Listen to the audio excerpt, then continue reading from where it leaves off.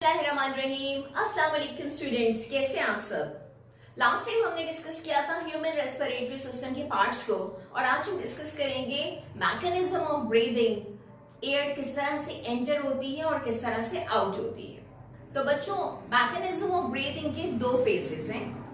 The one phase is inspiration and the other one is expiration. Inspiration एक ऐसा phase है जिसमें कि एयर एंटर होती है, एयर मींस ऑक्सीजन की बात हो रही है। एक्सपायरेशन दूसरा वाला फेज है जिसमें कि एयर आउट होती है, यानी हम किसकी बात कर रहे हैं, कार्बन डाइऑक्साइड की। इंस्पायरेशन के लिए हम दूसरी टर्म यूज करते हैं इनहेलेशन और एक्सपायरेशन के लिए हम सेकेंड टर्म यूज करते हैं एक्सहेलेशन। सेकेंडली अपनी बात याद रखनी है कि इंस्पायरेशन या इनहेलेशन एक्टिव प्रोसेस है और अगर हम बात करें एक्सपायरेशन या एक्सहेलेशन के, this is a passive process. ये तो हमने बात कर ली इसके इंट्रोडक्शन की। अब हम जा रहे हैं इसकी डिटेल पर वन बाय वन कि कौन कौन से मसल्स इन्वॉल्व हैं इस ब्रीदिंग मैकेनिज्म में, और इसमें हम बात करेंगे डायाफ्राम की और इसके अलावा किसकी बात करेंगे, इंटरकोस्टल मसल्स की। तो क्लास, अगर हम डायाफ्राम को डिस्कस करें तो आपके सामने ये डायग्राम है, इसमें आप नोटिस कर सकते हैं ये जो आपको एक रेड कलर की लाइन नजर आ रही है, this is showing the diaphragm. और अगर आप इस पे जरा गौर करें, this diaphragm, this is the floor of chest cavity. ऊपर की तरफ पूरी चेस्ट कैविटी है। This chest cavity is formed by the ribs and the intercostal muscles, sternum, ये different type की चीजें जो भी मैं थोड़ी देर में आपको ज्यादा डिटेल में बताती हूँ। अभी फिलहाल डायाफ्राम के बारे में याद रखिए, this is the floor of chest cavity. इस चेस्ट कैविटी की जो जमीन है, फ्लोर है, उसके लिए हम टर्म क्या यूज करते हैं, डायाफ्राम। डायाफ्राम बेसिकली क्या है, this is the muscular sheet of skeletal muscles. ये मसल्स की बनी हुई एक शीट है, और कौन से वाले मसल्स की, स्केलेटल मसल्स की। इसका काम क्या है डायफ्राम का, ये हमारी इस बॉडी कैविटी को दो पोर्शंस में डिवाइड कर रहे हैं। ऊपर वाली जो पोर्शन है, this is known as the chest cavity और द थोरेसिक कैविटी, और जो नीचे वाला पोर्शन होगा डायफ्राम के नीचे वाला, that will be the abdominal cavity. फिर से सुन लीजिए, डायफ्राम हमारी बॉडी कैविटी को दो पोर्शंस में डिवाइड कर रहा है। डायफ्राम के ऊपर चेस्ट कैविटी और डायफ्राम के नीचे वाला जो पोर्शन होगा, that will be known as the abdominal cavity. जब डायफ्राम रिलैक्स होता है, ये आपके सामने रिलैक्स कंडीशन में, whenever diaphragm is in relax condition, it is dome shaped. और जब कभी भी डायफ्राम जो है वो कॉन्ट्रैक्टेड होगा, जब ये कॉन्ट्रैक्ट हो जाएगा तो it become less dome shape, या हम यूं कह लें कि ये फ्लैटेंड स्ट्रक्चर हो जाएगा, लाइक दिस। डायफ्राम सेंट्रली और पेरिफेरली अटैच्ड होता है। डायफ्राम की अटैचमेंट जो है वो रिब्स के साथ सेंट्रली भी होती है और पेरिफेरली भी होती है। इसी तरह से अगर आप इस पिक्चर में देख लीजिए, इस डायग्राम में ये देखिए, यहाँ पर आपको जो डायफ्राम नजर आ रहा है, this is in the relax condition, dome shape structure, और यहाँ पर जो है वो लेस डोम शेप स्ट्रक्चर नजर आ रहा है whenever it is contracted. Class, diaphragm के पॉइंट्स को अब जरा बोर्ड से भी देख लीजिए।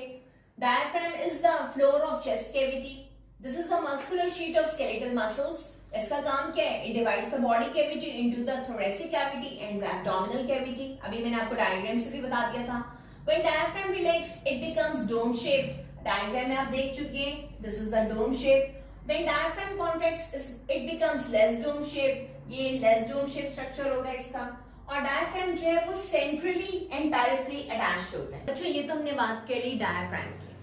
डायफ्राम के बाद अब हम डिस्कस करने जा रहे हैं अबाउट द लंग्स। ये आपके सामने लंग्स का स्ट्रक्चर है। Lungs, one pair of lungs present है हमारी बॉडी में। ये लंग्स जो है थोरेसिक कैविटी में प्रेजेंट होते हैं और इनको किसने कवर किया होता है, रिब्स से। ये जो आपको ब्लैक कलर के डॉट्स नजर आ रहे हैं, दीज आर द रिब्स, और रिब्स के दरमियान में जो मसल्स होते हैं इनको रेड से शो किया हुआ है, जिनके लिए टर्म यूज की जाती है इंटरकोस्टल मसल्स। अभी हम पहले लंग्स की बात कंप्लीट कर रहे हैं। ये जो लंग्स है, दीज आर स्पॉन्जी नेचर। इन लंग्स को जब हम डिस्कस कर रहे होते हैं तो लंग्स को स्पॉन्जी क्यों कहा जाता है, because they are filled up of millions of alveoli. Lungs खुद से कुछ भी नहीं कर सकते, ना तो एयर को पुश कर सकते हैं, ना एयर को पुल कर सकते हैं। ये जो सारी एयर की एंट्री और एग्जिट होती है, this is all just the work of the other structures of the respiratory system. Lungs covered होते हैं प्लूरल मेम्ब्रेन से। ये जो अंदर की तरफ प्लूरल मेम्ब्रेन है, उसके लिए टर्म यूज की जाती है विजुअल प्लूरा। जो बाहर की तरफ प्लूरल मेम्ब्रेन होती है, उसके लिए टर्म यूज की जाती है पेराइटल प्लूरा। और इन दोनों प्लूरल मेम्ब्रेन के दरमियान में ये जो खाली जगह आपको नजर आ रही है, this is known as the pleural cavity which is filled with the fluid. और इस प्लूरल फ्लूइड का काम क्या होता है कि इन दोनों मेम्ब्रेन्स के दरमियान में फ्रिक्शन को रिड्यूस करता है। तो ये तो हमने अभी डिस्कस कर लिया अबाउट द लंग्स। अब हम डिस्कस करने जा रहे हैं अबाउट द इंटरकोस्टल मसल्स। तो क्लास जब हम इंटरकोस्टल मसल्स की बात करते हैं तो इंटर का मतलब होता है between and the meaning of the costal is ribs. तो इंटरकोस्टल मसल्स क्या होते हैं? These are the muscles between two ribs. दो रिब्स के दरमियान में जो मसल्स होते हैं उनके लिए हम टर्म के यूज करते हैं इंटरकोस्टल मसल्स। रिब्स कितनी होती हैं? There are 12 pair of ribs in our body. ये जो आपको अभी ब्लैक स्ट्रक्चर नजर आ रहे हैं, ये तो सिर्फ उनकी अभी सिर्फ डॉटेड फॉर्म में नजर आ रहे हैं। ये 12 पेयर होते हैं, राइट? यानी टोटल नंबर ऑफ रिब्स कितनी है? 24। 12 pair of ribs are present in our thoracic cavity or the chest cavity. In 12 pairs के दरमियान में जो मसल्स हैं, जो एक गोश्त की पट्टी होती है, वो कितनी होती है? 11 pairs होते हैं। अब हम इन इंटरकोस्टल मसल्स की डिटेल को डिस्कस कर रहे हैं। इंटरकोस्टल मसल्स में अभी हम दो टाइप्स को डिस्कस करेंगे। The one is external intercostal muscle and the other one is internal intercostal muscle. Intercostal muscles के 11 pairs हैं, रिब्स के 12 पेयर्स हैं। अभी हम दो टाइप के इंटरकोस्टल मसल्स को डिस्कस कर रहे हैं। The one is external intercostal muscle and the other one is internal intercostal muscle. अब इन दोनों मसल्स को बताने से पहले मैं आपको एक चीज क्लियर कर दूं कि what is the dorsal side and ventral side. जैसे भी मैं आपके सामने खड़ी हूं, तो ये जो मेरा बैक पोर्शन है this is the dorsal side, और ये जो मेरा फ्रंट पोर्शन है this is the ventral side. ये देखिए अभी मेरा वेंट्रल पोर्शन आपके सामने, और अभी ये वाला जो मेरा पोर्शन है this is the dorsal portion. अब देखें ये जो आपको डायग्राम नजर आ रही है यहाँ पर, ये आपके सामने वर्टिब्रल कॉलम है और सामने की तरफ क्या एक्सटर्नम है। तो देखिए ये मेरा वर्टिब्रल कॉलम इस साइड पर है यानी कि डॉर्सल साइड पर, और ये जो मेरा स्टर्नम है ये कहां पर है? मेरी वेंट्रल साइड पर। बताना मैंने आपको ये है कि रिब्स की अटैचमेंट कैसे होती है। रिब्स जो है पीछे की तरफ किससे अटैच होती हैं? वर्टिब्रल कॉलम से, और आगे की तरफ किससे अटैच होती हैं? स्टर्नम से। इसी तरह से यहाँ पर भी देख लीजिए, दिस इज द बैकबोन या वर्टिब्रल कॉलम, और आगे की तरफ क्या है? स्टर्नम। ये जो बैकबोन और स्टर्नम है इनके दरमियान में प्रेजेंस किसकी होती है? रिब्स की। और अभी मैंने बताया आपको कि दो रिब्स के दरमियान में जो मसल्स होते हैं उनके लिए हम टर्म के यूज करते हैं, these are known as the intercostal muscles. तो आई थिंक अब आपको आइडिया हो गया होगा कि रिब्स की पोजीशन क्या होती है। फिर से देख लीजिए, पीछे की तरफ बैकबोन या वर्टिब्रल कॉलम है, ये बैक साइड, ये मेरी बैक साइड वर्टिब्रल कॉलम वाली, और आगे की तरफ स्टर्नम है, ये आगे की तरफ स्टर्नम है, ये देखिए आगे की तरफ स्टर्नम। अब स्टर्नम और बैकबोन के दरमियान में रिब्स है, राइट? अब देखिए एक्सटर्नल इंटरकोस्टल मसल्स कहां पर होते हैं? एक्सटर्नल इंटरकोस्टल मसल्स ओरिजिनेट होते हैं from the dorsal part of the upper rib. This is the upper rib, ये इसका डोर्सल पार्ट है, और डोर्सल पार्ट से ये कहां पर जाते हैं? Towards the ventral portion of the lower rib. ये देख लीजिए एक्सटर्नल इंटरकोस्टल मसल्स ओरिजिनेट होते हैं from the dorsal part of the upper rib, और इंसर्ट कहां पर होते हैं? Ventral part of the lower rib. These are the external intercostal muscles. ये मैं यहाँ पर लिख भी देती हूँ, ये वाले जो मसल्स हैं these are the external intercostal muscles. अगर मैं बात करूँ internal intercostal muscles की, तो internal intercostal muscles originate होते हैं from the dorsal part of the lower rib के dorsal part से, और जाके insert कहाँ पर होंगे? These will be insert into the ventral part of the upper rib. तो अब हम इसके लिए टर्म के यूज करते हैं, these are known as the internal intercostal muscles. हमारे आज के टॉपिक में जो ज्यादा कंसर्न चीज है that is the external intercostal muscles. Secondly, जब हम एक्सटर्नल इंटरकोस्टल मसल्स की बात करते हैं तो जब भी एक्सटर्नल इंटरकोस्टल मसल्स कॉन्ट्रैक्ट होते हैं, टर्म सुन लीजिए, कॉन्ट्रैक्शन की बात हो रही है, जब भी कॉन्ट्रैक्ट होते हैं तो इनके कॉन्ट्रैक्ट होने की वजह से रिब्स यानी कि आपकी पसलियां और स्टर्नम या आपकी जो चेस्ट बोन है, रिब्स, ये मेरे बाजू रिब्स को शो करें, मेरे मार्कर स्टर्नम को शो करें। एक्सटर्नल इंटरकोस्टल मसल्स के कॉन्ट्रैक्ट होने से रिब्स और स्टर्नम ये क्या करते हैं? ये अपवर्ड और आउटवर्ड मूव करते हैं। मेरे बाजू की मूवमेंट और मेरे मार्कर्स की मूवमेंट को देखिएगा। एक्सटर्नल इंटरकोस्टल मसल्स की बात हो रही है, इनकी कॉन्ट्रैक्शन से ये जो मेरी रिब्स हैं ये क्या करेंगी? ये देखें आउटवर्ड और स्टर्नम अपवर्ड मूव करता है। This is the movement by the contraction of the external intercostal muscles. अगर हम डिस्कस करें इंटरनल इंटरकोस्टल मसल्स को, तो मैंने आपको बता दिया कि इसका ओरिजिन क्या है, इसका इंसर्शन कहां पर है, और इनके कॉन्ट्रैक्शन की वजह से रिब्स और स्टर्नम जो है वो वापस अपनी पोजीशन पे जाते हैं, डाउनवर्ड और इनवर्ड। इस कॉन्सेप्ट को समझने के लिए मिस्टर बोनी हमें हेल्प करेंगे। ये आपके सामने है sternum bone, these are the ribs, और रिब्स आगे की तरफ अटैच होती हैं स्टर्नम से और बैक साइड पर अटैच होती हैं विद द वर्टिब्रल कॉलम। ये वर्टिब्रल कॉलम है, ठीक है। बैक साइड से वर्टिब्रल कॉलम, आगे की तरफ स्टर्नम, और इन दोनों के दरमियान में प्रेजेंस किसकी होती है, रिब्स की। अभी मैंने आपको बताया था रिब्स कितने पेयर्स होते हैं, 12 पेयर्स। रिब्स के दरमियान में जो मसल्स होते हैं उनके लिए हम टर्म यूज करते हैं इंटरकोस्टल मसल्स, और हमने जो डिस्कस करना है वो इंटरकोस्टल मसल्स है external intercostal muscles. External intercostal muscles की कॉन्ट्रैक्शन की वजह से चेंज क्या आता है कि स्टर्नम जो है ये अपवर्ड मूव करता है, और इसी तरह से ये जो रिब्स होती हैं ये आउटवर्ड मूव करती हैं। जब भी इंटरकोस्टल मसल्स कॉन्ट्रैक्ट होते हैं तो ये देखें स्टर्नम की मूवमेंट कहां पर होगी, अपवर्ड। हम इस अपवर्ड मूवमेंट के लिए टर्म यूज करते हैं, this is known as the pump handle movement, like this. ये आपको मेरे मार्कर से आइडिया हो रहा होगा। स्टर्नम की मूवमेंट होगी upward, like this, pump handle movement. और अगर हम बात करें रिब्स की, तो रिब्स जो है ये आउटवर्ड मूव करती हैं, बिल्कुल बाहर की तरफ निकलती हैं। उसके लिए हम टर्म के यूज करते हैं, these are known as the bucket handle movement. ये आपके सामने मैं बकेट भी शो कर रही हूँ। जब भी कभी इंटरकोस्टल मसल्स कॉन्ट्रैक्ट होती है तो देखिए इसके हैंडल को देखें, ये इस तरह से आउटवर्ड मूव करेंगे। ये पहले इस पोजीशन पर है और फिर ये आउटवर्ड मूव करते हैं। तो बकेट हैंडल मूवमेंट और इसके अलावा पंप हैंडल मूवमेंट, इन दोनों मूवमेंट की वजह से क्या फायदा होगा, ये जो थोरैसिक कैविटी का वॉल्यूम है वो बढ़ जाएगा। देखिए कैसे बढ़ रहा है, आगे की तरफ बढ़ रहा है, ये देखें साइड्स पे बढ़ रहा है। और जो तीसरी चीज मैंने आपको बताई थी वो बताया था कि इस पूरी की पूरी चेस्ट कैविटी का फ्लोर क्या था, डायाफ्राम। और जब डायाफ्राम कॉन्ट्रैक्ट हो रहा था उसकी वजह से क्या हुआ था कि डायाफ्राम डोम शेप से किसमें कन्वर्ट हो गया था, लेस डोम शेप में। इस तरह से आपने नोटिस किया एंटीरियर, पोस्टीरियर, डोर्सल, वेंट्रल, इन सब जगह पर थोरैसिक कैविटी का वॉल्यूम इंक्रीज हो रहा है। अब आप जरा इस डायग्राम पे नोटिस कीजिएगा, डायाफ्राम जब कभी भी डोम शेप होता है इसका मतलब क्या है कि डायाफ्राम किस कंडीशन में, रिलैक्स कंडीशन में। डायाफ्राम कब लेस डोम शेप्ड होता है, जब कभी भी वो कॉन्ट्रैक्टेड होता है।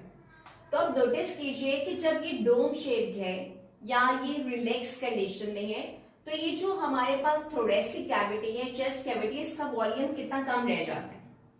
अगर हम बात करें डायाफ्राम की, जब ये कॉन्ट्रैक्ट होता है तो देखिए it becomes less dome like, नीचे की तरफ मूव कर जाता है, और तब जो हमारे पास वॉल्यूम होता है इस पूरी चेस्ट कैविटी का ये इंक्रीज हो जाता है, ये बढ़ जाता है, जिसकी वजह से इजीली एयर जो है वो रश इन करती है, एंटर हो सकती है। अब ये प्रोसेस कैसे होता है जरा इस डायग्राम पे गौर करें। देखिए बाहर की तरफ जो एयर प्रेशर है, एटमॉस्फेरिक प्रेशर है, दैट इज 760 मिलीमीटर मरकरी।